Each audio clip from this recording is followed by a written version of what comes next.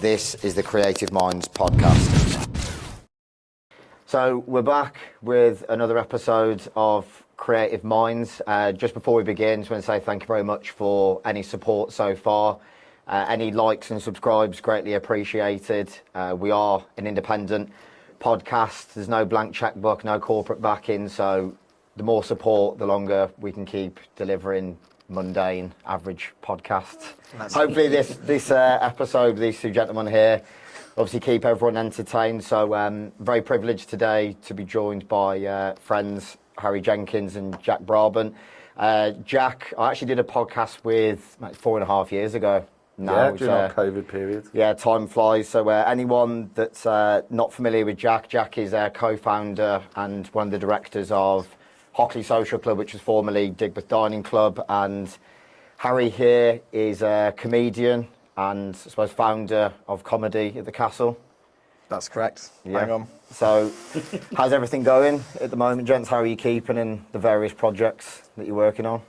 It's going really well. We just had our comedy at the Castle. We expanded to Exeter this year. So we've been doing 3 years in Warwick Castle, and then we moved to Exeter, and that was last week. And it was more than anything a lovely weekend away by the sea. Nice, been involved with the beach. Bit of debauchery along the way. No, actually, how dare you? No, it was. There's a couple of bottle of wines in the cottages. Yeah. It was not debaucherous, but we had to be very responsible and take it very seriously. Nice change of scenery from. Yes, yeah. We're in between all the deers, so that was really nice being with all this. With all the nature and feeling like we were on Jurassic Park when we were going through the gates and everything like that. Yeah, it's stunning. Like, it's really nice. What was it that made you look at Exeter? Because obviously Warwick's on our doorstep. Obviously Exeter's a good 4 hours away. So it was actually then they came to us. So we've been doing in Warwick for 3 years, and we just got an email from them saying, we've seen what you've done in Warwick, would you like to bring it to Exeter? And then Jack and I went down for a site visit, and within about a week it was all signed on the dotted line. And they're a proper festival venue. Like, it's a castle, like the Earl of Devon lives there, but they literally, that's his yard. We could see his light on when we had the show in the background. So he was watching from afar. And every morning he'd circle his grounds when we were setting up the festival. He was like circling it with his son, like as only aristocratic people must do, circling it with his arms behind his back, just sort of, discussing his assets, I imagine. Nice. But we just went down there. But they do like the Bear Grylls Festival, which is like 15,000 people there, like Duran and Nile Rodgers, and so.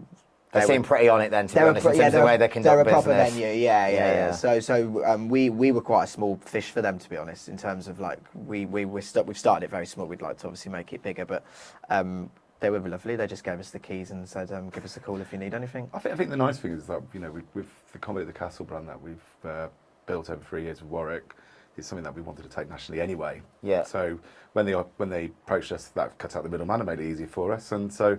I think that's the plan, really, is to go further with that. I think it's everyone loves comedy, so you know we've got some good comedians. We had this year at Warwick, we had Frankie Boyle and Paul Smith, just to name a couple, and then down next to we had people like Frank Skinner and Russell Kane. So we're getting really high caliber British comedians coming. So it's we're and I think it's an expandable brand, isn't it? Comedy at the Castle, like it's just we've got like the domain and the trademark and everything, so it's there. It's ready to be rolled out sensibly. But how many castles are there? There's 6,000 in the UK. So you're not going to be short on locations. Callum, you'll be very excited to know that Jack and I have been castle connoisseurs. There's not a castle we don't know. Like our WhatsApp images on our, on our history, we just look like the absolute biggest pair of losers ever. Like, check out the moat on that. Those year 6 school trips have really paid off. Yeah. Funny enough, it's like Jack was I went to Conway Castle on the weekend, and I was like, nice. It's gone from warehouses in dirty industrial estates to castles, so it's a nice progression. Sign of maturity. Very mature. Very mature. So I suppose it makes sense chronologically to go right the way back, obviously, to your childhoods as brothers. How was your upbringing? I'm assuming born and bred in Birmingham? I wasn't. I was born in Northampton, but we moved here. Great research there from me. Yeah, well done. Thorough research. But no, to be fair, we know as a family we moved here very early on, so all my memories were Birmingham, and you were born in Birmingham. Yeah, born and bred Birmingham, yeah. So, but we've got a 14-year age difference. Okay. So it's quite How was that then growing up? Was it Jack Terror in you when you were I always younger, thought he was a bit of a knob, yeah. No, to be fair, we've always got on really, really well, but Jack went to uni when I was 8? 8, yeah. So What did you do at uni? politics. Politics. Yeah. I was actually meant to do that in 2012. I was meant to go to University of Birmingham. I was on a gap year, looking at my bank account. I was like, I don't think I can do another 3 or 4 years of. To be fair, I looked at my bank balance and went, "Well, I'll go to uni." But I'm old enough. I'm old enough where it was actually cheap to go to uni. Yeah. So It was £9 a year when I was going. I think so Jack's like, so old, they paid him to go to uni. It did actually. No, the tuition fees were only about, it was like £900 when I went. Crazy. I was like the last generation that was actually like where it was cheap Yeah. to go to uni. So it was like, when I was at a loose end at 18, going, I don't know what to do. Yeah. So I was like, I'll go to uni, and it was because I like skateboarding, and Manchester was a great place. I went there and lived there for 8 years. So nice. How was Manchester as an experience? it was compared to great. I mean, Birmingham? obviously, it's a completely different experience now. When you go up there, it's obviously it's the media capital of outside of London. It's got so many businesses. Obviously, football-wise, it's Man United, Man City. Yeah. It's got a great food scene, everything. But even then, when I lived there back in the early 2000s, it was like there was a lot going on. But yeah, it was great experience. Yeah. But I was having that conversation with Lawrence had on the other day. He's an artist manager based in Manchester, and we were having the exact same conversation. They seem to have this very, in respect to them, like northern DIY approach is very much like a bit of a north-south divide. London at times a bit like gatekeeper. I think Mancunians, they're really good self-promoters. They love bigging themselves up, and that's what we're really bad at in Birmingham. Yeah. I think we're naturally a bit shy, and we find it a little bit more, maybe a bit more embarrassing to kind of keep bigging us up. But Scousers and Mancunians are incredible at it. I feel like they get behind their own a bit more as well. Yeah, they do. Across the board, it Yeah, seems they like do. there's that. And I think Brummies, it's probably something we don't do as well. I mean, you look at since Ozzy died, like how the city, and it's been quite beautiful to watch, how the city's just gone, mad, haven't they? But like, we probably do need more of that, where it's like death. Yeah, some big celebs dying. Bringing people together through death. Yeah, Lenny Henry, we are watching you, mate. But he's the Black Country, mate. He's not. Poor choice. The geography's on point today. The already. research is not done well. Spectacular. Is Lenny Henry not a Brummie? No, he's is Dudley. he Warsaw? Dudley. Is it Dudley? Sorry, yeah. No, I didn't know Yeah, but I think Jack's the only one who's done his research. that. Yeah. well, I think the thing is as well, it's like, like Birmingham, as Brummies, like, we have got better. Well, we did get better. When we started DDC, like, it's one thing that we always tried to push, and we're still trying to push nowadays. But yeah, it's Manchester and the north. You look at Liverpool as well. Liverpool's great. I've spent quite a lot of time in Liverpool, and they're just great. It's a great city. Like they love bigging themselves up. They very much look after their own, and it's just, totally. They're having agree. it off at the moment, to be honest. I think growing up, my old man was a massive Man United fan, so you always taught hate Scouts. And to be fair, the fans are very much like, we're the best in the world. And to be fair, I mean, in recent years, they have obviously a decent track record, but there is that misconception. But when you actually meet Scouts, obviously I've been lucky through the music work, whether it's artists or promoters, things like that. When you actually speak to them, they are like so grounded in down I to think earth. they're the best hospitality as well. Yeah. Like when you go to restaurants and bars, I don't think there's anyone that does it better than Scousers, just in terms of the way they look after you and stuff. They're easily the best. Yeah. They're class. Yeah. So out of interest then, considering, I mean, now more than ever, we probably could have done with you being a politician, Jack, instead of going down the street food route. So how did it turn out? Obviously, post-grad politics then leading into the street food side. It's sort of like, I've always sort of been quite lucky that I stumble into things really, and like I'm one of those people who likes to have a go. So, both my parents, because we've got different dads, were journalists. So I'd always wanted to work in the media. So I stumbled into I'd always worked with cameras and worked in the media area. So I ended up running my own video production company after uni, because that's where I wanted to go. I wanted to be a journalist. Okay. Well, work in the media, because my dad was a war journalist, so I wanted to work in that area. I had no idea about that. Yeah. So that was interesting. an area that I wanted to go into, but unfortunately, had a situation. There wasn't enough wars. Well, no, actually, it was quite a sad situation. My friend got killed. Oh, I'm sorry about that. This is about 20 years ago, but it was like it was one of those things where it was like a bit of an awakening, going like, well, I don't really want to go in this area. But Yeah. I'd also been working a lot with music, and so I ended up doing a lot of stuff like with people like Mix Mag, festivals, like club nights, everything like that. And doing music videos and everything. And that's when I moved back to Birmingham. And then my best friend now, became best friend. Like he worked for a trade body which looks after this street food, where street food was coming up. And Where was that? so the company was based in Birmingham, but we would travel basically. So look, we want to film and document this rise in street food. But it was just around the crash in 2008 where people can open restaurants, they couldn't get properties, a bit like where we are now, where we've got no money. It's just been never ending. It's like a never ending doom circle. People go on about economic recovery and they're like, I don't think that's ever happened, to be honest. From 2008 to 2025, I haven't seen some massive resurgence where people are suddenly like wealthy again and middle class. It seems like a lot of it, sadly, kind of been decimated. The gulf's getting wider in some respects. It is. I mean, so that was back then in 2008. So it was like, well, the old concept of food on the street is obviously the old baked potatoes, cheap burgers, everything like that. But there were these really talented people who were setting up street food vans, gazebos, everything in places like London, Leeds, everywhere. And because they didn't have the facilities to go out, but they were creative talent that were going out there. So people like Meat Liquor, who had an old American van, like an old American ambulance, converted it, and you go on Twitter and like going like, right, I'm going to be in this car park at this time. So it was a bit guerrilla dining, was what it was called back then. So you'd be following it. It's like, and so basically we started documenting this whole new sort of revolution with food that was going on, making the best of a bad situation. Then, I suppose. So I never had any idea that's how it was kind of born. So there's lots of talented people. And there's mainly in a place like London, and then.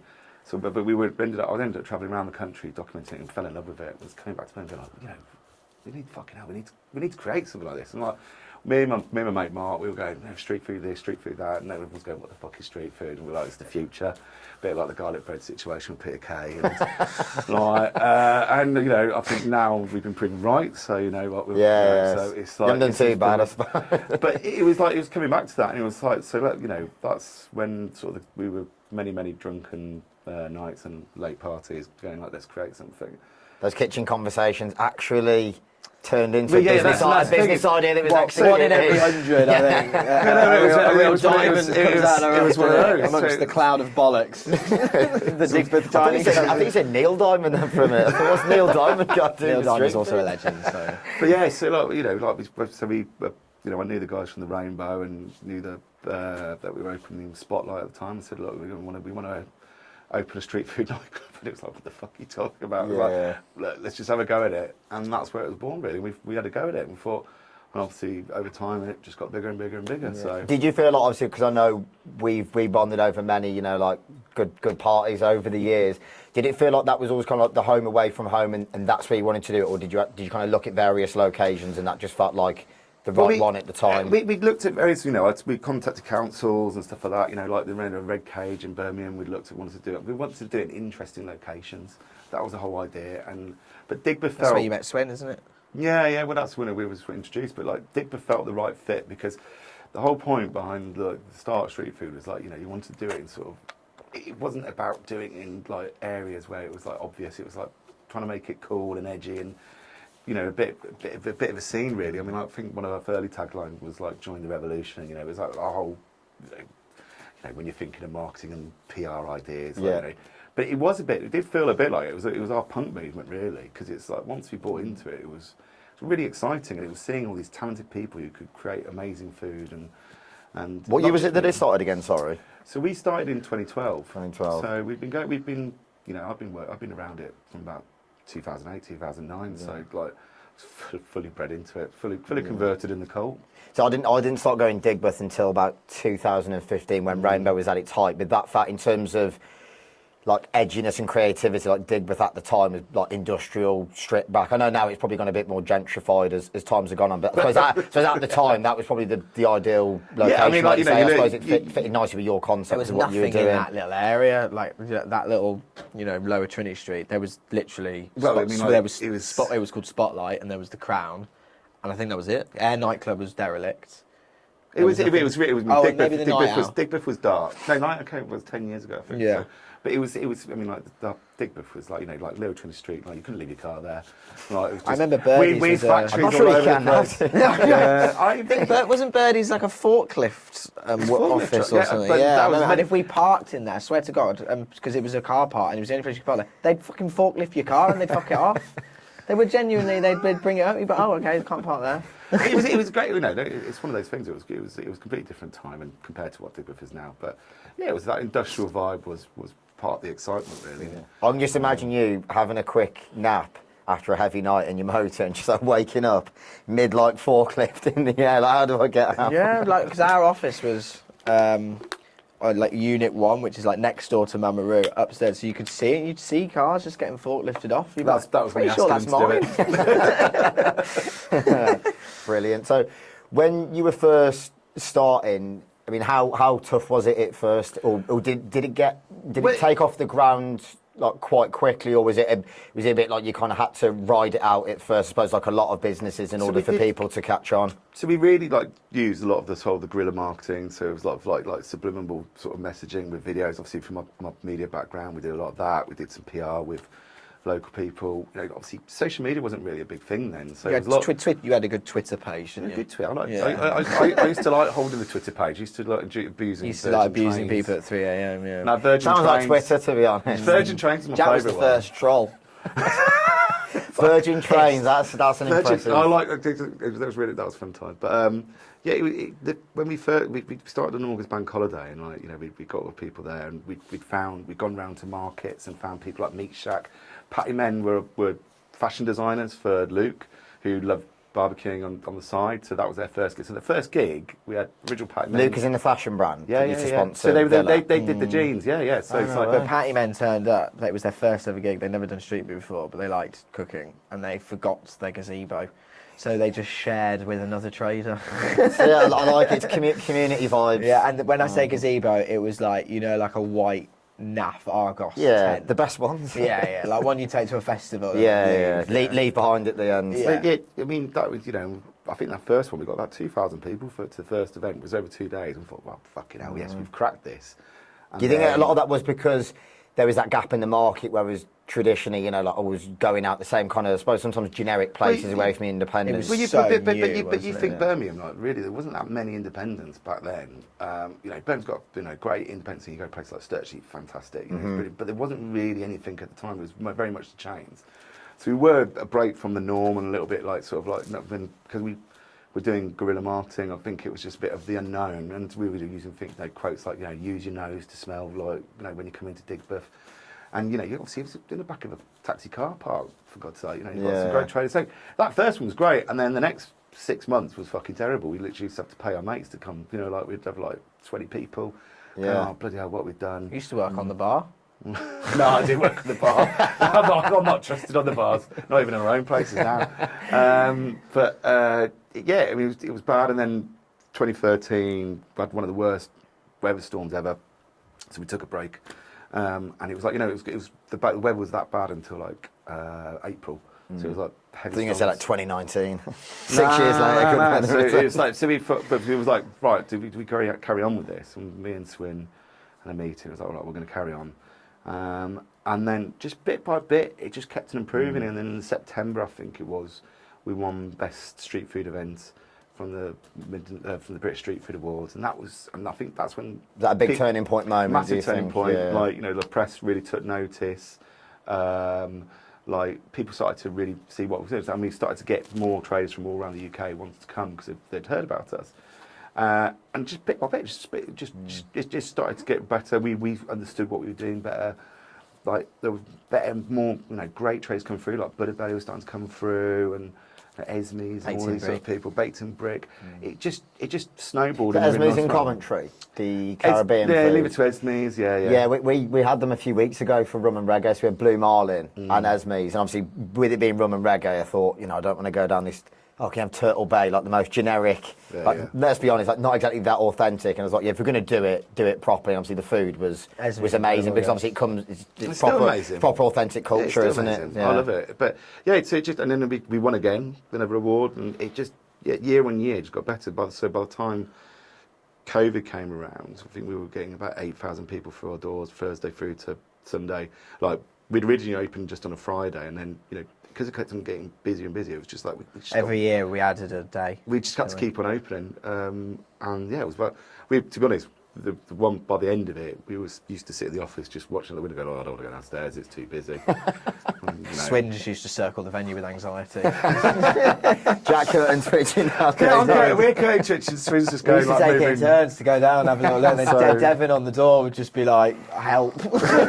Devon, the big guy. Devon used to essentially just run the gaff for us. Yeah. I mean, to be fair, he's probably a pretty reliable guy. Devon's the presence alone is very much like most wonderful man in the world. love him. But that's since day one. We've had a lot of people still all involved, like Devon's still involved in some ways, and we've got it's a little bit of a family thing really, which is great. You know, it's 15 years on, not 15, 13, 14, 14 years for the old. Showed me age now. I mean, testament to you in the team though, because I think a lot of people sadly nowadays going into business, they think it's going to be that immediate overnight success, and sometimes you can have that initial spark and then sometimes it flatlines. You have that initial support. Obviously, I think that shows that clearly you had the passion first and foremost. It wasn't just straight, going to try and become an overnight millionaire. It was like you stuck with it because it was about the passion. When I first started as well, DDC, they just added Saturdays, and Saturdays were woeful. And like, so Fridays, it was known, DDC Fridays, and I had to do the Saturdays because I was, it was Jack and Swim were like, well, I'd want a day off, so I did the Saturdays. And they were awful, weren't they? It took about 2 years for them, and then they ended up being obviously the busiest one. Yeah. But it took 2 years for, I mean, honestly, there was no one there for a year. And then he just slowly, like you said, every single Saturday we were open, and then he got there. But I was going to say, obviously, with it tough. being family, obviously aside from the comedy, I was going to say, what kind of level of involvement did you have aside from the glass collection? I just started doing the social media basically. Okay. That was how I started. I just like a few hours a week, and then it just.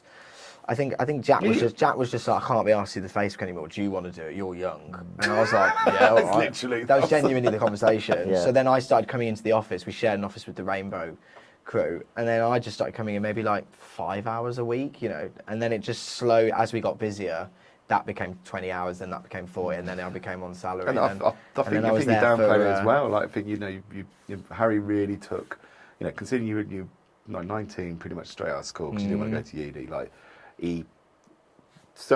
I think how DDC blew up really was a lot like some of the stuff that Harry did as well. Like obviously we'd taken it and we had a big involvement in supporting him, but Harry helped to really build our social media presence with no experience as well. No, So he didn't have he's learning on the job. So I think But it was when social media was still quite raw as well. Yeah. So I was learning on the job, and I didn't really know what I was doing, and I kind of just worked. Some of the best people I've come across market-wise, they've never studied it at any level. They've just got a passion for it, and it's very much like you just learn on the job. You learn what works and what doesn't. If you're doing it that much, like Facebook ads and stuff, I'm quite good at all that. But I've never done a course with that. But when you're doing that many ads a week and that much, you teach yourself. And then I was at DDC for like 7 years. So you think over 7 years, that's like, I mean, by the end, to be honest, by the end, I was sick of Instagram and Facebook. Yeah. Because you're posting that. Yeah, you are religiously like that consumed by it. Marketing's so consuming. I think it's not something you can just be like, I've finished at 5. So no chance. It's the first thing you have to look at in the morning. Check the posts look good. It's just. I think as well, social media's changed so much as well, though. And then I lost interest in all that. I think social media is quite depressing now. 100%. I think it's that saturated as well. Whereas, like you said, when you were first starting out in terms of marketing, it was that more guerrilla side where you maybe have like flyers or like lampposts. I remember walking to work back in like 2016. You'd see like a terminal poster or like very much like that's how raves were advertised. And like you said, you do an event on Facebook and you'd invite people, and that would be like it would go that viral on a news feed. It was very basic, but then now because it's become that competitive and saturated, obviously then you had the introduction of Instagram, then you've got TikTok, and then you're like, there's so many platforms that are out there now. It's almost like more than one person's full-time job when you look at the amount of platforms that are involved. The DDC accounts, one person couldn't do it now. We've got a whole team now. It needs 3 or 4 easily. It's just, I mean, when I first started it was so easy in the sense that you could just like post nice food photos, a couple of photos of the venue looking busy, and you'd get loads of likes, loads of engagement. Organically, it would smash it. It feels like now because they've clocked on the Mate, you do those business posts now, no one gives a fuck. No, you've got to be really smart now. It's all about like face to camera videos, and you've got to hit the algorithm and stuff. It's just unless you're interested in that, which I thoroughly am not. Then you're fucked. Yeah. I've got no interest in trends, it's depressing. When you're in your 40s, it's just like, I am not doing any of that stuff anymore. But you need someone with energy and someone loves doing it is true, because I think even if you're passionate about it, like you say, when you're that plugged in from like the moment that you wake up and then throughout the day, and I think now a lot of it's like rewarded on points. You have to constantly be engaged. Which I do get, you need to engage with like your community, but you find literally you are consumed. And you've got to by post a lot of the all time. the time as well, which you've got to. I find it a bit mad as well, considering like businesses like yourself and even what we do at Lab 11. The amount of money that you actually pay into Meta with like paid ads, you think you'd be rewarded a bit more, but it's very much like thanks for your money. We spend here you go again. Fortune on Facebook ads. I think the other thing as well, considering how much how much of a big company Facebook is, their back of house stuff is one of the worst. Oh, it's awful, and you can't really get hold of anybody either if there's an issue. It's mental how bad it is. It's the biggest company in the world. Not so Mark Zuckerberg, despite those billions and billions of pounds he made. They're happy to take the invoice, but no, it's useless. I was speaking to someone the other day, because I had an issue with my Instagram account. It sounds very fickle, but at the end of the day, it's business. I've spent that many years trying to build up like my personal profile and like your network and people you met around the world. And I got kicked out of my account and it physically wouldn't let me back in. And I spoke to one of our friends. He said, well, you kind of have to look at it. They've probably got about several billion users. So trying to actually delegate that and then the amount of customer service is like it's pretty much impossible to be able to deal with that many people. But it's a bit crazy. So what would you say were like your fondest memories of Digbeth Dining Club before obviously you eventually departed and embarked on the other bits? You know, we had a lot of good times. I mean, I think, you know, just seeing the progression of it over the years, we were lucky to do, you know, like I think the street parties was a really big move for us. Like, you know, we always, every month we would run a street party, so close a road, put loads of traders out, and I think that's what really took us to another level, because it started this whole. I think it was quite new as well, didn't it? Yeah, and I think, you know, like, you know, and I think the nicest thing as well, and I think I've always really enjoyed, I think, and that's been our sort of ethos as we've developed DDC, is that it's a democratic sort of party where it doesn't matter who you are, whether you know, it doesn't matter what your background is, doesn't matter what your race, your orientation, whatever it is, it's there for everyone. And I think, you know, it was one of those things as well, like where we've certainly had it, where we've had family parties where we've got, like, you know, our little nephew there, you know, we've got grandparents and, you know, aunties, uncles, everyone feels comfortable, because, you know, we knew that this was a place where everyone could go. You know, if they don't want a certain food, you know, sometimes when you go to a restaurant, I think some people, I love going to restaurants. I love the whole drive. You're very much a foodie, aren't you? I'm a big foodie, like, you know, and I like all kinds of things. But the great thing about coming to our events is that, you know, it was casual. Like, you can go and sit down and you can go and get a little bit of something from Thailand, you can get something from Jamaica, you can get some barbecue food, you know, you want a pizza. There's something for everyone, and if everyone feels comfortable, it's a great thing where everyone feels, you know, that's one of the things I loved more than anything. Yeah. I do prefer personally like a casual dining experience. I worked at a restaurant in Shifnal when I was about 19. It was quite upmarket. You know, some of the clientele you deal with, they were a bit of a pain in the arse at times, which you do get. You know, there's a market for that, people like that. So with obviously Digbeth Dining Club, you then decided to embark on, I suppose, like a new journey, obviously with Hockley Social Club. How did that come about? Was it just kind of like you felt like it kind of like run its course naturally, and you wanted to just venture out and embark on new stuff? So we 2019, like, we were doing really well with Digbeth. We also were doing lots of stuff with events all around the Midlands. So we're doing all that. That's one thing that we added as well, because obviously, you know, we were popular, so we'd take it all over the place. And, you know, we still do that to this day. And so 2019, but we were doing our own events as well, like food-led events, like barbecue events and everything like that. One of the first ones we did a Sear and Smoke, which was in the old Crane. The old Crane. You know, so did a big. So we were like thinking, well, we need to get another space where we can put these sort of events on, which are separate to the weekly street food events. So we found a place in Hockley. We took it on in 2019, and about 3 months just before COVID. The amount of people I know business-wise, they made that brave decision. I think even Will and Dee reinvested in the club, put literally everything into it, and then COVID happened, and like the lack of support was astounding. You know, it was like, suddenly it was like, fucking hell, we've got this huge fucking space. Like, we can't operate. You know, DDC was doing well in Digbeth, but all the COVID restrictions made it really impossible. Obviously, the Rainbow guys ran the place, and it just wasn't feasible after COVID or during COVID to run Digbeth there anymore. I mean, during COVID, we had a great time, actually, because obviously we set up DDC Click and Collect. So we had this big building going, like, well, we need to do something with it. No one could get food, like they couldn't get to their favourite places, like from cocktails, like all, you know. So within about a month of COVID happening, we thought we worked with our friends to build a Click and Collect system, our own system, you know, custom made for what we wanted. And Hockley, compared to what it is now, it was a big empty shell we basically turned it like an airport terminal where you had like loads of like ped fencing, where you had like I remember systems. going. I think Bobby was there just after we did that episode. I went down and I thought, fair play to you guys. Rather than, I think sadly a lot of people thought, oh well, that's it. But it's like, no, there is like legal loopholes you can do. Yeah. At the end of the day, you've still got to operate as an it's- independent business owner. You still had to that's what we try had and to make do. things I work. mean, so. I was ecstatic because I was looking forward to doing nothing, and Jack gave me the call, going, "Get off your arse, mate." So But it was actually really fun. It's like, like we to be fair, like, so we got all the food traders, so we rotate it a bit like DDC. So you could order food on a Friday and Saturday, get Thursday to Sunday actually in the end. Come at a certain time, but we also added in all of our friends who had it in different places. So like 40 St Paul's, like Bayford Bailey, Couch. So you could buy cocktails. So it was basically like a hipster's bloody supermarket where you get food and like all your favourite little bits. It's a great analogy. Hipster It supermarket. was, and absolutely literally booted off. and it was really really busy. We were busy all the time. That's I mean, it amazing. just kept us entertained as well because it was just like, I wasn't going to sit down and do a fucking quiz. Not the quizzes. So I did a few. I was a big advocate. I liked the quizzes. no. I had some cracking But nights. we had, to be fair, Swinny's head would go on it because it was just too much. Like, it stressed like him out. it was fairly disorganised because we were kind of still working it out, and like we didn't work. No, so it was a bit mental. Like it was a bit like Faulty Towers in there, but we managed to sort of we got away with it. Swin just couldn't deal with it. We actually banned him from the venue.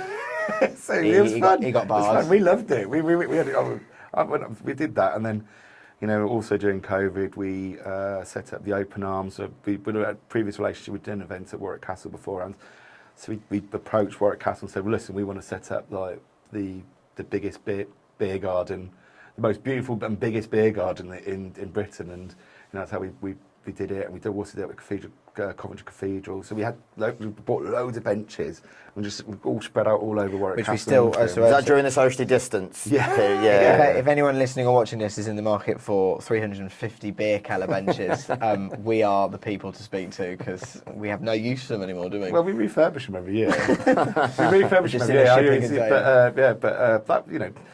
It was that sort of like we were having to change everything from where we were in Digbeth. I mean, Digbeth's been really successful, but I think, like sometimes, when you face challenges, you have to accept sometimes that it's got to change. And I think I totally agree. So sometimes I think as well, like, I've seen it in the past where people get that like sentimentally attached to something. Is that sometimes you have to kind of learn. It's had a great period, kind of to let it go. And I was speaking to Lawrence the other day about Sankey's, the nightclub in Manchester. Had that amazing period. It's like some things better kind of left as part of that legacy instead of trying to force its return or carrying on. It was great, it bowed out on a high. I mean, it bowed out at the busiest point it ever was. Which I can imagine in a way it's probably a bit difficult because they're like, it's still... I mean, people still comment on the post going, when are you coming back to him? You're like, lads, it's been 5 years. Like, let it go. Yeah, but that shows the impact that clearly it had because people still say, we loved sometimes it. when they launch a new venue, like a new event, I'd be like, yeah, that's cool, but when's Digbeth happening? You're like, can you just let us launch? I always love the random like 40-year-old accountants on Facebook that are going absolutely nuts. Yeah. Like, when are you coming back? Yeah. It's like, it's not coming. Yeah. but that's, so we thought with Hockley, we had this big space, let's create something new, but slightly different to Digbeth. Like, obviously Digbeth was all focused on the food. We obviously had, good at, 4 venues that were putting on different entertainment. But we wanted to have a bit more of an adult approach. A lot more seating was one of the big things. It was so busy in Digbeth you could never sit down. So there was a big focus on seating and it becoming like a social space. That's what the name Social Club came. There was a play on like the old social clubs of the old days where it's like you go there and you spend all day there and you get some food and you have a little play. Like so it was like we'd have. Obviously, no John Smiths on tap though, disappointingly. No Worthingtons or Boddingtons. Well, this is the modern social club. But yeah, so that was the whole concept behind it was to put less kitchens in, but it was to be equal, where the entertainment and the culture would have equal billing to the food. Do you think as well with post-COVID people's, I suppose, like consumers' habits, obviously the whole work from home culture. I mean, I think just Digbeth as a whole compared to when I used to religiously go on a Friday night, so you'd have that like natural footfall. People would finish work at like 4 or 5 p.m. going down there.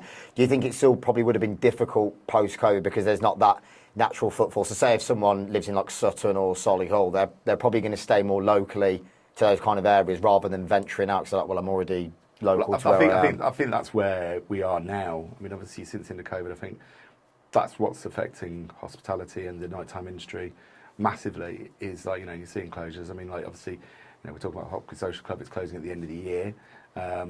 It's been it's been tough because I think people's spending habits and desires have changed. I mean, I've actually had as many happier times at Hockley Social Club as I did in Digbeth because we got to really experiment with things like when we've had the Birmingham Royal Ballet come down and the CBSO come do an orchestra performance, when we've had talks from people like Cole Chin about the history of the Jewellery Quarter, it's stuff that we were able to express ourselves in completely different ways. I mean, we're massive cricket fans, and obviously, with the cricket on at the moment, we've just found out Chris Wokes has gone injured. We had Chris Wokes come down before, we did a celebration of Second City's finest, for example, where we're getting people that you wouldn't necessarily hear and do talks and tell them about their lives. And that's Coldwell Steve. Do you know Coldwell Steve? Don't know if I do. He's like a sort of a satirist. He's massive on Twitter. He's got about 1 million Twitter followers. And then I found out one day that he's from Solihull. I had no idea. Right. He's like massive. He's like just absolutely ginormous. He's from Solihull. He's quite introverted, and we were like, "Do you fancy coming to do a tour?" Sold 400 tickets in about 3 days. Crazy. We got him. He's super shy, and it was just wicked. It was just this weird. He's sort of Banksy-ish. You wouldn't. There's no photos of him online. I don't think anyone knows his real name. It's that type of thing. But he came with just really cool things like that. You would never think to celebrate someone like Coldwell Steve. You seem to have a great team. As obviously between yourselves, obviously there's Swinney, there's Bobby, obviously Andy Milford. It seems like as part of a team, like your brainstorming and your creativity, it's very much like everyone's got their own skills in terms of what people are bringing to the table. I mean, certainly prior to COVID, we were a team of about 5, weren't we? And then after COVID, obviously we had Hockley Social Club, we had Herbert's Yard. So Herbert's Yard is our one down in Longbridge, which is very much similar to the old Digbeth Dining Club model, where it's just pretty much exclusively street food, and it's busy all the time. So it's like in some ways we replaced what we had in Digbeth and Longbridge, and that's definitely the model that we want to open up in the future. But Hockley was like our HQ where we wanted to be creative, and we went from a team of 5 to in our head off we had about 15 at one stage, obviously with all the bar staff. So went to a staff of about 150 at one point. Yeah, I was going to say, I know that we've had the conversations before, and full respect. I know that you've got a team and you can all kind of bounce off each other and lean on one another to some respect, but I don't think people sometimes understand that the pressure that actually does come with being an independent business owner. And as you grow and expand, and obviously you're forced to delegate because obviously you've only got so many hours in the day. Yeah. Obviously, there's the directors, and then you've got operations managers, you've got social media. There's so many different cogs in the wheel that make it what terrifying. It is. Yeah, I can imagine, mate. Not gonna lie, and especially during COVID. Obviously, I don't want to go down, some pessimistic rabbit hole, but sometimes I think people. Sometimes people go down, the route of thinking, it's all glitz and glam to see what's happening in Warwick Castle and Hockley Social. But obviously, the reality behind the scenes at times, there is a lot of pressure. I think that's the thing. Since Jack announced they were closing Hockley, so many people have been like, "Oh, but when I went, it was rammed. What are you on about?" You're like, "Yeah, but it was rammed 2 days a month. Like, it's really hard, it's weird, and people aren't going out anymore. You get a good Saturday, really.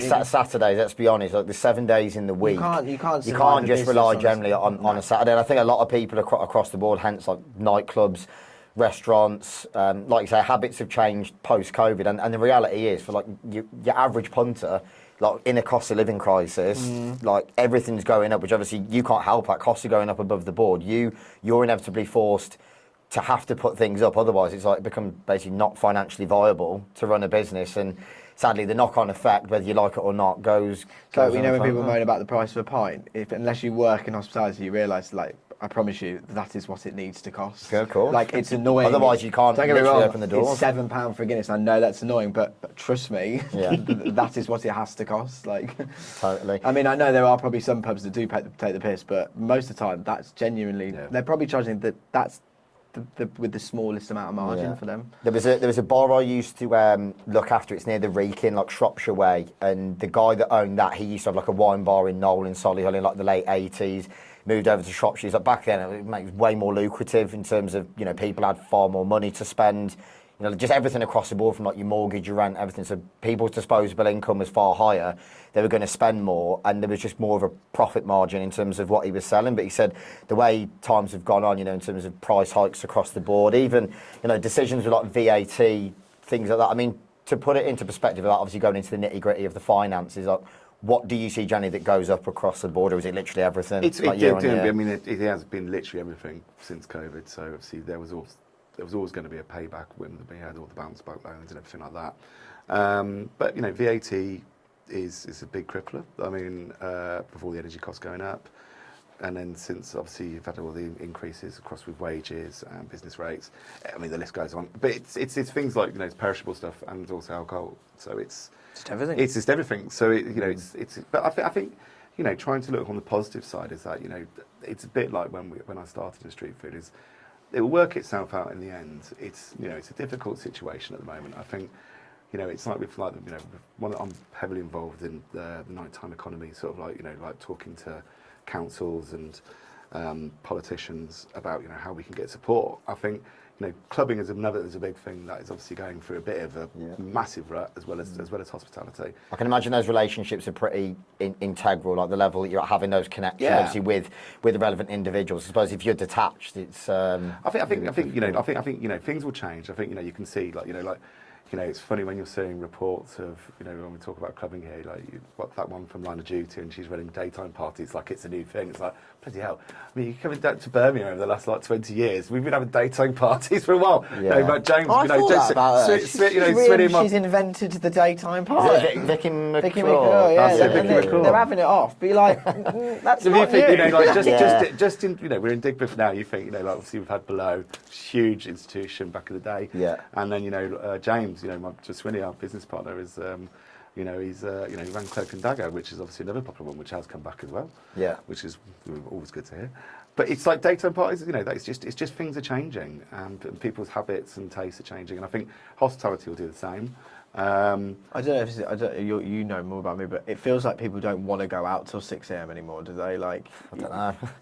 Speak for yourselves. I quite enjoy your 6 a.m. No, I do agree. When I first started working for TDC, and the Rainbow was absolutely, you know, in its pomp. Like, you'd still be rammed at 6 a.m. The black box would be going, and then 6, and then was it like Mr. Jangles or something? There'd be something. Those black box days. days. There was Social Incredible. Underground that used to go till something, and then I couldn't think of anything worse than doing that now.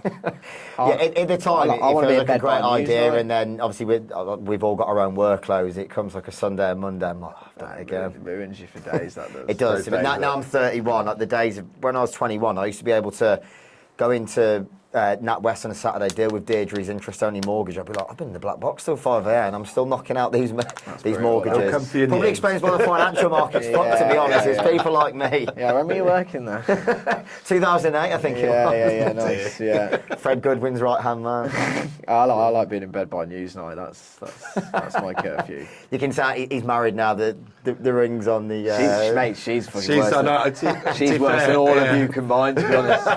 Don't you worry about that. Brilliant. I'm like the wife. I'm like, where have you been? Trevor McDonald's. She's usually with me. That's the problem.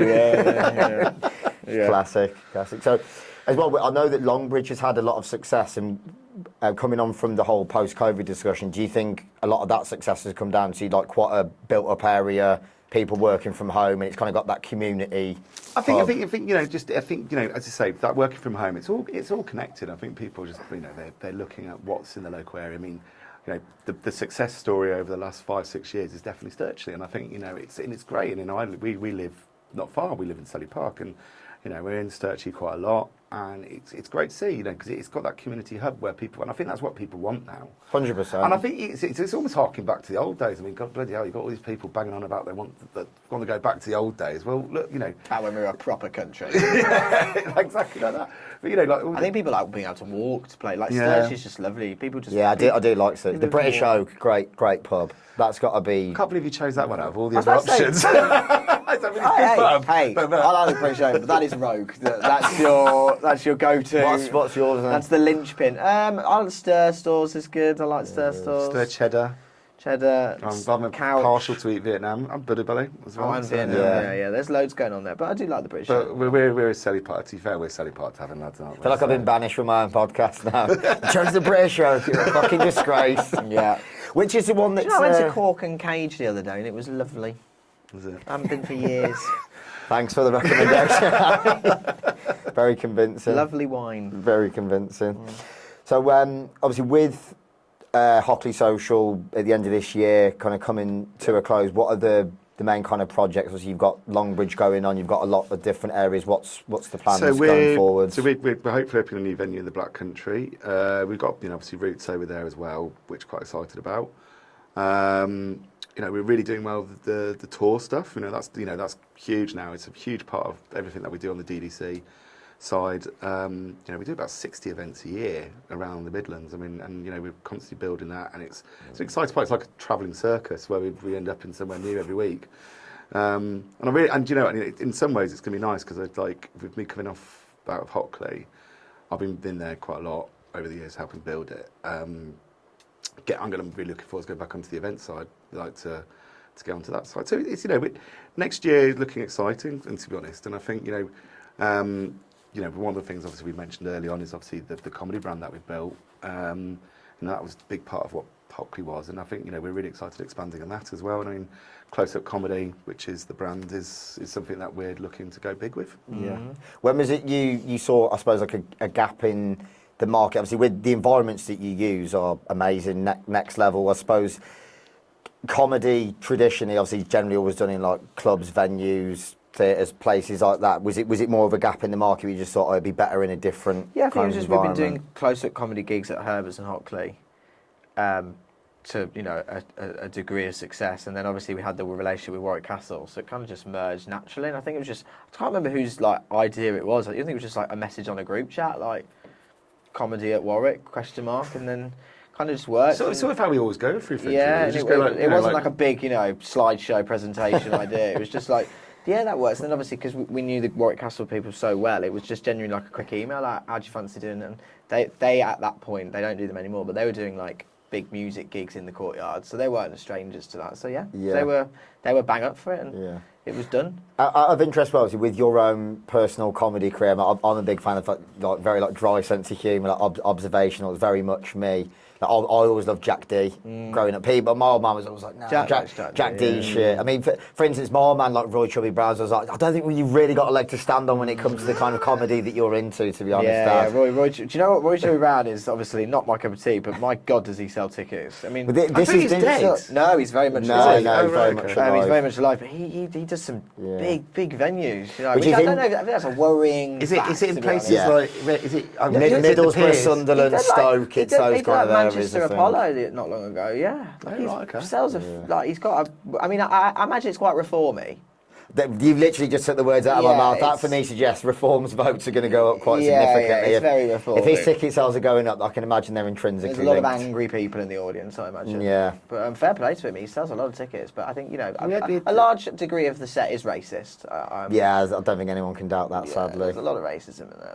Yeah, unfortunately. So, for you out of interest, because you strike me as someone who's very humble, is it... I suppose not strange is the word, but when did it get to the stage when you were like, oh, rather than it just being one-liners down the British Oak, you actually thought, you know what, I could actually do this as a career? Did people suggest it, or did you think, I've always wanted to do it ever since I was little. Yeah. For as long as I can remember, I used to watch Mock the Week and pause it and then write my own jokes, stuff like that.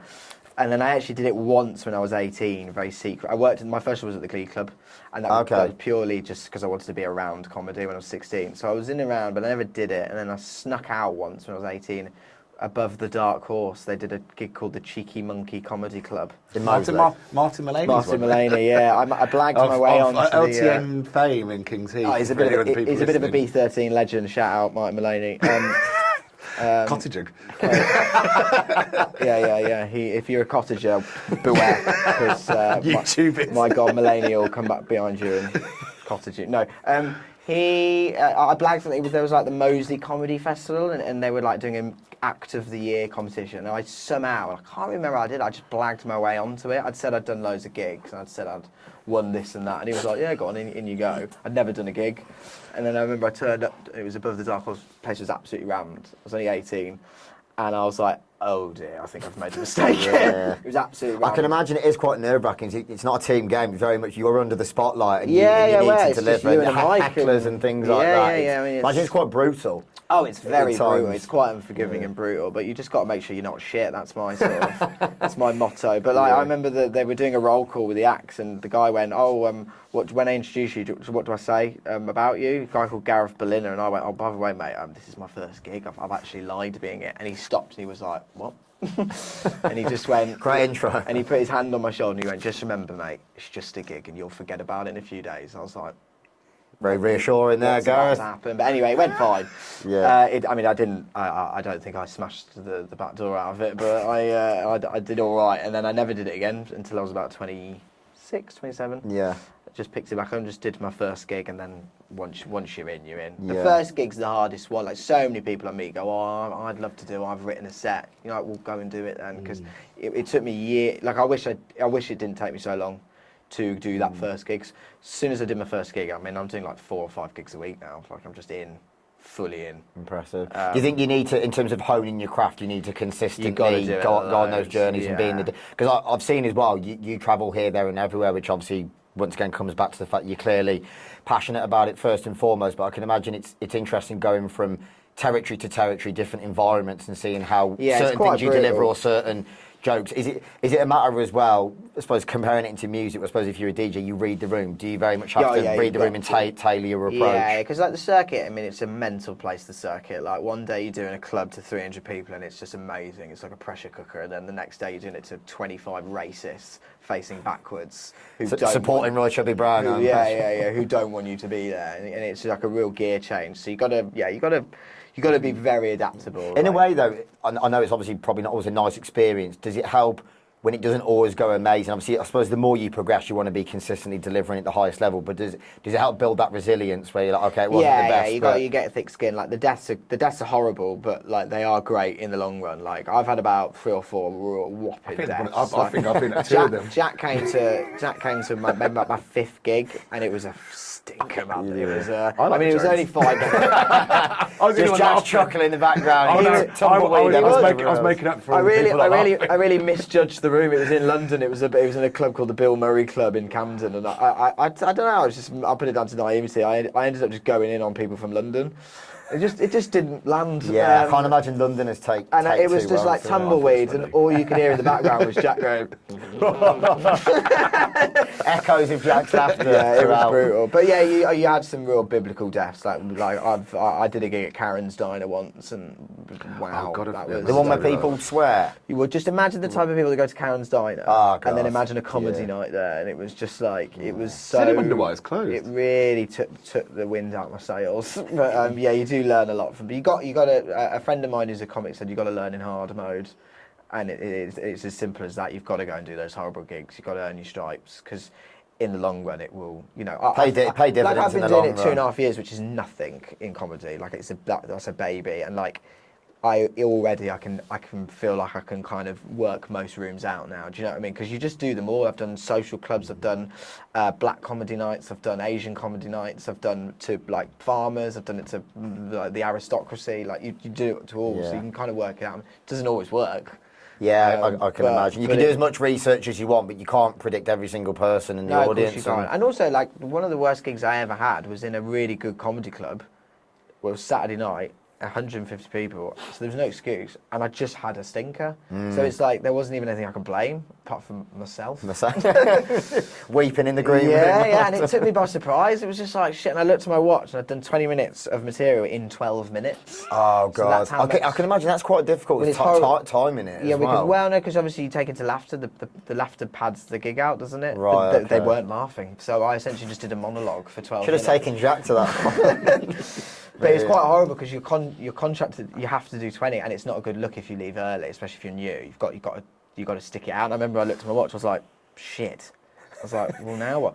So I kind of just freestyled for 8 minutes, and it's horrible. Like, it gets you. I mean, it gets the adrenaline going. But Yeah, I can imagine. yeah, you're happy you did it. You can't storm off. But I can imagine. but you get like that wasn't that recent. That was in February, and I remember being in the car. Actually, I was actually just laughing, which I now remember thinking I've come such a long way, because I remember my first death. I remember I called Danny on the phone at drive home, like, What am I doing? I'm was a that? dickhead. That was- Whereas you did now that I one just think it's hilarious. Yeah. You did that one in a church. Did you? Yeah, but I actually smashed the life out of that one. Yeah, that was interesting. I mean, you phoned me afterwards, and that was an interesting one. Yeah, I've just done a church group. A church in the church, and it was a working church to the congregation. And as I walked in, the reverend greeted. So you and the Reverend have got something in common then if you smash the back. yeah, smashed the back doors out of it. I said that, not these guys. So if you want to cancel me, then feel free. I think I was too old for it. She said to me, "Oh, by the way, welcome to the gig." She paid me in an envelope. It was like sound, and then she went, "No blasphemy, no swearing, no dark material." And I was like, "Well, I don't really have any dark material. That's fine. I can do not swearing, but blasphemy's really hard. Like, Yeah. you don't realise how often you say like God and Jesus." 12 minutes in when you go, Jesus Christ. Well, I've I got- then, about halfway through, I said, Jesus Christ, and I panicked, and I turned to the cross and bowed, and then Well played. I You did. rode that one I out just well. really, but they were not on board. Like, Oh, there was a really? couple. Reverend throwing holy water over you. There was a couple in with a matching cagoule matching red cagoules, and the gig was going quite badly. And I thought, well, I'm gonna have a word with these two. And I went, oh, it's nice to see the cast of Flog It are in tonight. And they left. They walked out because I'd offended See, them. those kind of people, I just think, just don't go to a Don't comedy wear show. matching red Yeah, cagoules. you've invited You it. look like you're on Flog It's It. also Yeah. like the sort of people who sit at the front of a comedy gig, and we've had it a few times at Close Up Comedy. We had one person complaining that it was Kane Brown, wasn't it? And they complained about being abused, Yeah. and it was like, Oh, mate, people. There's like some of them, they want the attention. It's like, no, you do realise you're at a comedy show, you're not going to get good attention here. People are genuinely morons in comedy. Like, Yeah. they like, well, I know at the Glee. that's a great way to get to customers. But I was going to say, yeah. Thanks, mate. Ticket sales seems to have decreased, and I can't quite work out why. that went well. The people that complain, honestly, you like, we get maybe one email maybe every few months, and you're like, what? You just moan because the MC's told you to be quiet. Yeah.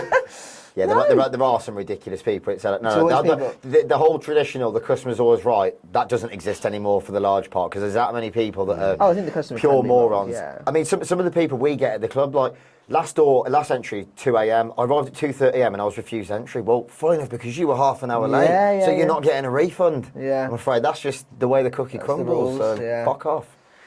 But yeah, so it's interesting as well in the world of comedy. There was a comedian I came across not that long ago. I can imagine was saying about the current climate. I suppose the sacrifices you have to make and like the journeys.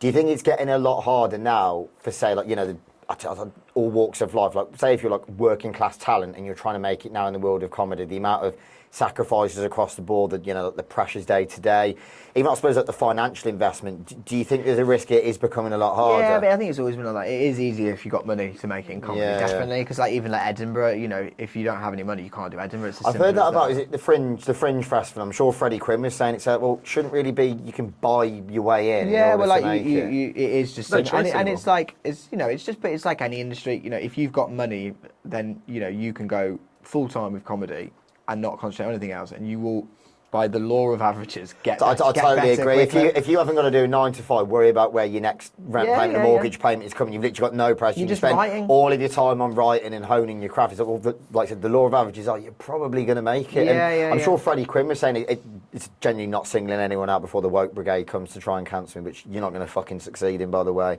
Is he was saying about Alistair Campbell's daughter is like a comedian, Yeah, obviously Grace because of Campbell, yeah. the amount of wealth. It's like if you throw enough money at, like, you know, PR companies, it will just give you Yeah, constantly. I mean, the only thing I would say about that, because obviously... I'm not saying she's not funny, by the way. Comedians love moaning about that, and I do agree with it, but I am still slightly cynical to it, because I think with comedy, it's such a meritocracy. You can't fake being funny on stage. Yeah. This is what I was going to ask. Is like you there can are throw lots enough of comics yeah. who've got lots of money behind them, but they are shite. So, and what will happen is they're not going to get booked, and they'll just fizzle out. Whereas, like, Grace Campbell, yes, obviously her dad's Alistair Campbell, and I'm sure if it was an Alistair Campbell, she wouldn't be where she was this quickly. But she's still funny. And this is what I was going to say. I've seen her stuff. like, Actually, it's not something I'm going to see, but like she's got a massive following, she's got an audience, and she sells loads of tickets. And you can't fake ticket sales. This is what I was going to say. Is I don't want to compare it too much, obviously, because of my background in music. I feel like nowadays, like DJing is a hell of a lot easier. The technology's advanced. A lot of it does it for you. Whereas being a comedian, it's like no, inevitably sooner or later you're going to get caught out. Yeah,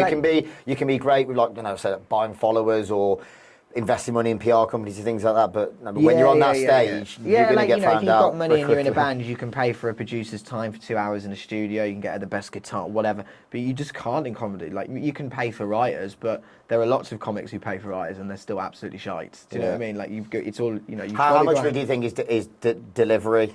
What are like the contributing factors in your opinion? 80% delivery, I would say, because like there are so many amazing comics, amazing ones that are on Netflix where actually, if you look at the material, it's not great, but it's the delivery, it's the vibes. It's like See, I always loved growing up. I know it's probably a bit generic. I always loved Lee Evans' delivery was always amazing. Like his presence on stage. Kevin Bridges, even just like the accent alone, the way that he delivers things, he was amazing. Like they were always I suppose we've had Jimmy Carr. I was always a big Jimmy Carr fan. Yeah, it's also like when people try and steal jokes and then and it doesn't land. You're like, because you're not the one telling. You're like, that was a Jason Manford joke. Jason Manford telling it. It sounds inauthentic, doesn't it? Yeah. Like if I just did a Peter Kay joke, I guarantee. It's not the same, is it? It's very much bespoke to who he is as an individual and his identity. It's in the eyes and the silence and the raising the eyebrow at the right time and stuff, isn't it? It's like it's not just the words. Yeah. Like obviously there are some comics where the material is just gold. But how much of it do you think is like natural talent? When people are just generally born funny. I mean, to be fair, one person I will say who comes out with some incredible one-liners is Tom Shorter's. The amount of stuff he comes out with, and I'm there like, even though he hates the limelight, I'm there like, mate, I genuinely want to see a charity night where he steps up, but because he hates being that person, he's just someone. He'll come up to you backstage and be like, what's your favourite meal deal? And you'll be like, how is that coming into your head? But it's just his kind of delivery. It's just like, I think, a bit of a wacky character. Natural talent, I think you've got it. It's like, I think it's probably like anything. There's, like with football, you got to have a lot of natural talent, but you got to put in the hours. Like there are some comics who are at the top of the game right now and maybe aren't as naturally talented as others, but they have worked and driven more than anyone. They've written more than. I mean, Jimmy Carr's famous for this. He's famously known as the hardest working comic basically there's ever been. Like when he was climbing the circuit, like where I am, he was relentless in terms of his gigs. Like relentless. Like he would my friend Rob Rouse, who they came up together. They were like put into the Channel 4 earmarked them. And Rob said that they'd do gigs, and then after Rob would go out on the piss and stuff, and Jimmy would disappear, and then the next day Jimmy would turn up to the gig with a brand new set. So he'd go home and write, and Rob would be like, "How's Jimmy getting good so quickly?" It's not rocket science, is it? If you're treating it like an actual profession, phenomenal. Like he's naturally probably like at the top. But that's what he said. He said that Jimmy was relentless. I think we've got quite a good example of someone who was a bit lazy when they had a headliner at Warwick Cup last year. Oh, Simon Amstel. Good old Amstel, yeah. So Nevermind the Buzzcock? Yeah. So he turned up. I did used to love Nevermind the Buzzcock. He turned up. So did 1,100 people at Warwick Castle. Yeah, he was our headliner. And he took the mickey a little bit, didn't he? He went on with new material and sat on a stool and didn't really do any comedy, and he got booed off stage after 12 minutes. Bring back Nevermind the Buzzcock. We had to give out a ridiculous amount of refunds. And, Cheers, Simon. Yeah. But now he uses that actual moment in his sketches now, so he's actually that's part of his sketch. We're told he talks about that gig in his set, but it was a disaster, absolute disaster. That's a bit of a shame. I suppose growing up, were you a Buzzcocks fan? Yeah, and loads of people in the audience were. Like, I was at the back, literally with my head in my hands, like, what is going on? And these people next to me were going... Just hear Jack laughing. He was not funny. Oh, mate. The worst part is... He must have been bad then. Even the worst part, he wanted to leave immediately, but then he had to walk through the crowd. So that should be deserved punishment. Well, that's when the DJ plays an awful set, they should walk through the crowd properly. They just get to fuck off through the back door instead. In a dark room, not... It was really, it was awful, and it was such a lovely night, and it was just an amazing gig, and there was 1,100 people, and it was Saturday night. He was the headline, and it was just and then because he stormed off, Freddie came on, and then there was no applause or energy. So Freddie just kind of went, "Oh, that's the end of the show, guys. Thanks." It was so bad. It was just. I know that he's quite. You can only get away with being so dry in terms of delivery. Where it's like, no, that's not funny. Freddie was like.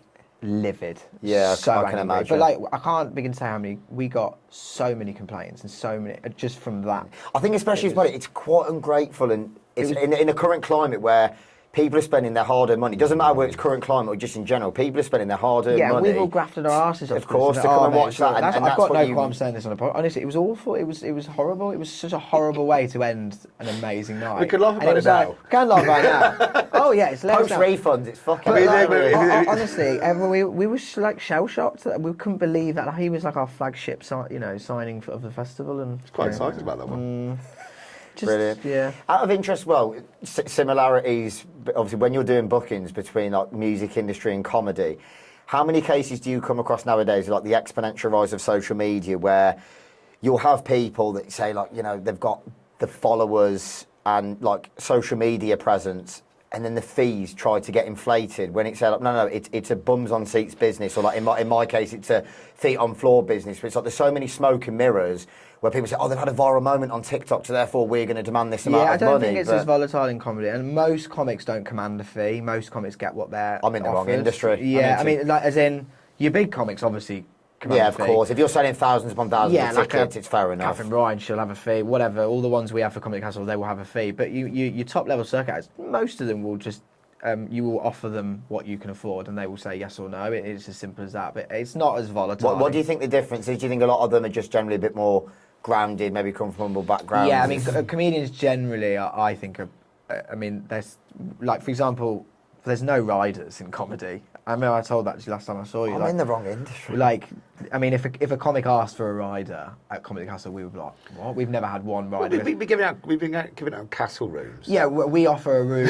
So that's one of the way we have to get the big. And like, comedians do you want to stay at a castle? Comedians drive themselves to the gig. They don't have tour managers that come with them. I mean, they might. The odd. A lot of the tour manager stuff, all due respect, obviously, fair play. Matty McNulty, obviously, he travels here, there, and everywhere. Like, mate, the amount of different time zones that guy goes through, being with Jamie Jones on tour. Yeah, of course. But I just think some of this tour manager culture, which say, like, mate, all due respect, you're going from Birmingham to Fabric in London. I don't think you need a tour manager, but sometimes it's that bit of a diva mentality, and it looks good for social media. There isn't really that diva culture in comedy, and if there is, you'll just get a really bad reputation. There's not. I mean, everyone knows who the divas are. There's not many, and like I said, more often than not, comedians are sound. They turn up. They'll turn up when they're supposed to. They'll do the gig. They might stick around. They don't drink alcohol. 99% of them will have a can of Coke, and then they leave, and then you just pay them and shake hands and see you later. Decent value for money, other than Tom and Amstel. Decent value for money. Yeah, yeah. They're pretty low maintenance comedians. Yeah. It wouldn't be cool if you were high maintenance. Everyone would just think you're a bit of a knob. Yeah. No one really wants anyone to be high maintenance. I think that's the thing. It doesn't matter. But I like when we shared an office with the Rainbow. Obviously, I used to like hear when they used to do Chaps Festival, like the riders and stuff, and the requests they used to get were unreal. Yeah, ridiculous. And some of them were actual genuine. You thought, no, is this a joke? Because it's a one-liner. It's no, if you don't deliver this, some of them be like, I'm not performing. It's like cardboard cutouts of people and like white folded towels, and you think, who are you? You're playing some tunes. I think part of the problem is though it's become a bit of a culture thing within the industry where you can be surrounded by that many yes men, and it becomes that bit of a self-importance where your agent's on the payroll, your manager's on the payroll, you've got people around you, they want to be the whole backstage culture, and with Looking that, cool. just inevitably comes. It's a bit of cost you tens of thousands of pounds in riders. If you I don't think that much. I think there's but over the course of a year. Yeah. That's mental. Yeah, it is just do your gig. You've just sent Callum under now. So he's now doing I mean, in fairness, I can't sit here acting like it's my money. I mean, obviously, Jack is part of the media team. He's one of them that I think he's crying in the corner over there. You've got, fair play and credit to like Willing Dean, a lot of other people in the industry that, you kind of have to grin and bear it at times because business is business. The way the landscape has gone. I think you should always want to look after the comedians. No, of course. We really look after them. Like we all always offer to pick them up from the station. We'll put them in a room. We'll make sure they're fed, whatever drinks they want, whatever. But that's just like that standard hospitality. But then it goes to a level above that. We say, no, I feel like it's the line's being crossed now. Where it's kind of like you're trying to push me as far as you can. I want a football shirt of the local team with my name on the back. You're like, nah. Just give them Solihull Moors and say, get fucked. Yeah. Yeah, but out of interest then, obviously, from the street food side and the comedy side as well, how are you seeing the general landscape at the moment? I think comedy's in quite a good place. Comedy's having a bit of a boom. Yeah, like. I think we got into it at the right time, really, and I think obviously, it helps as well that Harry's obviously gone professional, and I think that's you've got a proper eye into it as well. I got eye for it. So like I really take a lot of care for it, and I really take it quite seriously. Like I want the shows to be lovely and the acts and the bookings and stuff. I do it with Freddie Quinn, who's another act. No, I love Freddie. I watch a lot of his. His podcast. Him and is it Rob? More Holland, yeah. Yeah, I do like Freddie's comedy. I've been Hockley Social a few times as a host and just general comedian. He's very much my type. He's also just really lovely to work with more than anything. Like he's like one of us. He's just super easy. He does what he's supposed to do, and he's great. It's been a nice relationship working with Freddie. Yeah, he's become a good mate of everyone's really, isn't he? So yeah, comedy is in a good place. I wouldn't say it's like the nightclub industry where it's kind of struggling. I think comedy. Yeah, I would say it's booming. Do you think as well, even though comedy's been around for God knows how many years, in a way people probably now more than ever need that laugh on a weekend, or do you think it's not necessarily such a huge we've factor? All got nothing to lose, really, haven't we? I think that's...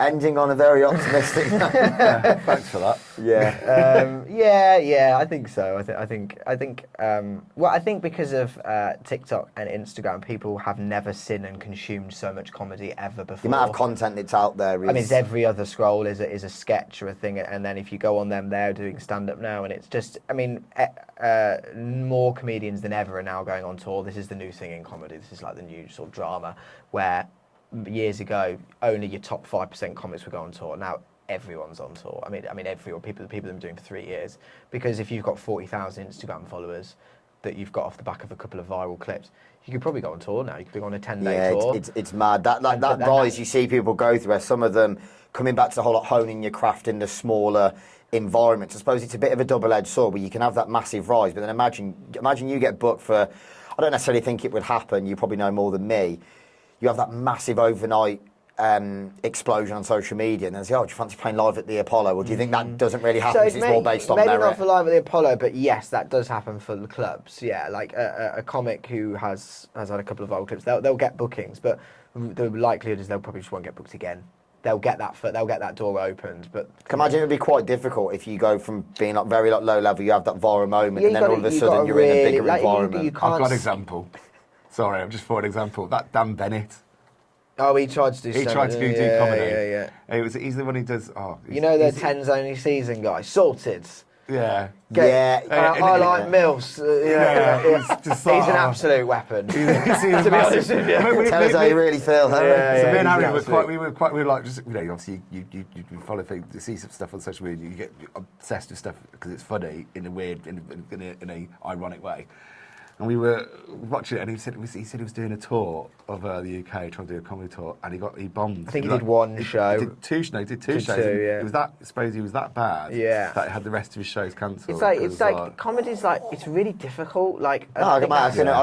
That's the thing that I've realised. Like it's so hard. Like and it takes years to get good at it. Like I think when I got into it, I thought, well, I'm quite funny. I'll work it out. Give it a couple of years. And it's like, no, this shit's going to take a long time. Like it takes so long to just work it out. And I think a lot of people now they want to get famous first of all. I think this is part of the problem. In this world of social media, they look at it as like, oh, it's a bit more clout chasing. It's like, oh, they've got X amount of followers, they get recognised in the streets. So like, but you're not really doing it for genuine reasons. Yeah, you cannot skip doing the circuit. You've got to slog the circuit. I saw with you, like so Harry was, before he left TDC, was doing comedy on the side and also working for us, and it was like got to the point where it's like, I really want to have a go at this and do this properly, and it was, I see every day what Harry does, and like the amount of time you're, I'm phoning you or speaking to you on the phone, like you're there, you're in your office at home, you're honing your skills, and then obviously going all as you mentioned earlier, going all around the country doing all this stuff, and it's you've got to do it. You can't it's like I'm not ready to go on tour. Like I'm just not that good yet. But so it's like these some comics that have been going a year and a half, and they've got loads of followers. You're like, lads, mate, you can't do an hour. Doing an hour is really difficult. I can imagine an hour's heavy, and like you say, in terms of like the structure and being able to make it flow, Yeah, it's like comedy a lot involved. of, there's like a science behind an hour as well. Like I've learnt that it's like you don't just go out and just go on vibes for an hour. Like there's a real, there's like you know, it's really boring, but there's like a sweet Don't say science. journey. No, well, there's you know spikes that you have to hit, and you know it's really interesting. But Who would you say, before we move on to Jack, who would you say like are your top 3 influencers? I know you've got your own identity, but no, I like Rob Rouse is like probably my favourite comic in the on the circuit. I like Matt Bragg, Lindsay Santoris, Brummy. Don't know if you know her. Lindsay's Very wicked. good. And then like people like Kevin Bridges and Frank Skinner and Billy Connolly. And I used to always love Reginald D. Hunter when he was on Have I Got News Jack for You. likes him. I Big really fan of like his. him. I saw it because I was at the Fringe a few years ago, and I saw him do some of his stuff. He was good. He is very good. Yeah, I do as well. I do listen to his podcast a fair bit. I do like Joey Diaz because obviously a lot of his. I don't know him. He was in The Longest Yard. The big guy. He's been on Joe Rogan a few on times. American comedy. I sound really miserable. I think it's more there, funny like- because he's like a Cuban, moved to America, and a lot of his is just because he's had such a mad lifestyle and it's all actual legitimate stories. Yeah. It's just kind of like it's that good. It sounds like it's made up, but it is actually And true. Michelle Wolf, I really like. Do you know Michelle Wolf? She's American, but she did like she got famous. She did the White House dinner, you know, where they roast the president. She's incredible. She lives in Barcelona. She's married to that famous boxing trainer. I can't remember now. But anyway, she's great. Nice. How about yourself, Jack, in the world of street food? In terms of influences, I'd say not even necessarily influences, in terms of you look on the landscape going forwards, and I know it's probably hard to predict at times. I mean, it's ever evolving. I think, you know, obviously there's a massive rise in the food halls now. Obviously, food halls are a big thing. You know, we've touched on that with Hockley a little bit. But I think, you know, street food, I think we're almost back at where we were back in 2008 a little bit, where people, it's too expensive to own, to get into bricks and mortar. So I think we're starting to see again this, like, the resurgence of, you know, talented chefs coming through and doing their thing and getting out on the street with the hope of going into some place. Some people love doing street food and want to get into restaurants. Some just want to do, like, they love that whole scene where they're constantly travelling. I mean, like, you know, Harry's partner, Danny, she runs Beef on the Block. I mean, you know, she's been a I had big no part of the idea. scene. Yeah, Yeah. that. So, you know, she's been a big part of that, and, you know, she loves doing Is that how you met her? No, actually. No. Family She friends. started Steak working and on... chips, please. Oh, nice to meet you. So family friends and everything. Hello, like that, chat, isn't it? yeah. I like it rare. Sorry, that was weird. No, she started working on the door at DDC. Well We're done, going to please. move past that one. She started working on the door at DDC, you know, taking the pounds. Yes. You know, when there was like a Pounders. shed. Yeah. And then she just started doing the odd shift here and there for trading, and she was just like, oh, I fancy giving this a Classic. go. Come here often, peering through the window. Yeah, The shed. yeah. I was Classic. like doing the old Only Fools and Horses leading on it. Yeah. Brilliant. Then just to wrap up, what would you say is, I suppose, like your biggest points of advice for anyone who's looking to start out, I suppose, within business in general, whether it's street food or comedy, that you think people really need to take on board if they're serious about I it? think, you know, it's having a go. I mean, you know, it's like, you can develop passion through actually just having a go sometimes. I mean, like, you know, I said from the start, like, everything I've sort of stumbled into is having that willing to sort of see if you can do. Because I've always tried to have this mentality in my side. Is like, you know, I don't want to sit back and when I look back on my life and go like, well, I didn't have a go at doing that. You know, I totally agree. Yeah. You might find actually you're fucking shit at it, and it's the waste of time. I think But at least you could go. Well, At least I've had a go, which I think is one of the biggest I things. think my thing as well is like, give it a go and be fully aware that you're going to be shit at it when you start, and don't be scared of that, because you just will be. Like, it doesn't matter what you get, if it's photography or comedy, you're going to be shit. So don't think that you... I love the recurring theme to this is you're shit. Yeah, don't take yourself too seriously when you're getting rolled. You know you're going to get better, but you've got to give it a go. I think that's the biggest. People get scared. They go, I'm going to do this, but it's going to look shit. I think nowadays there's people this massive comparison issue, especially with social media. It's like, oh, I almost don't want to be caught out. There's these like, insecurities that exist. But like you say, I'm very much similar mentality where, you know, I had that job in finance, and you go down that generic route, and you sit there after a few years, and you think, all due respect, I'm not knocking anyone who works in finance, each to their own. I am. Then because you have that side passion, you think realistically, when I'm older, I'd rather look back and know that at least I've had a go. I'm not necessarily about this whole like legacy thing, but like you say, you don't want to look back. I think whether it's a passion or talent, in like years to come and think, well, for all we know, without being too cliche, you might only have one life. Do you really want to look back and think, oh, I should have tried that? Well, when you get to a certain age, it might be too late. It's like we've got the comedy. It might be in 10 years' time. I go, oh, I'm just not quite good enough. I've not quite got the minerals. But at least they're giving it a go. Give it 2 years. Yeah. Yeah, I definitely do. No, no, like, but at least I've given it a go. Like, I couldn't be 50 and look back and go, oh, God, I never gave it a go. I'd be devastated. I mean, I'm annoyed that I didn't do it earlier. I'm only 28. I'm annoyed I didn't get started when I was 20. Yeah. But, here we are, still shit. So dying on my arse in Leicester every night. Brilliant. So I just want to say thank you very much, guys, for coming on. Really appreciate your time. Thank you very much. So obviously, where can we find your socials? My socials are Harry Jenkins Comedy on Instagram, Facebook, and Twitter. Nice. You can find Digbeth Dining Club, Hockley Social Club, Herb's Yard, and Close Up Comedy and all those things, all on all the various social media things. Yeah. Fantastic. Nice one, guys. Thank you very much. Nice one, mate. Legend.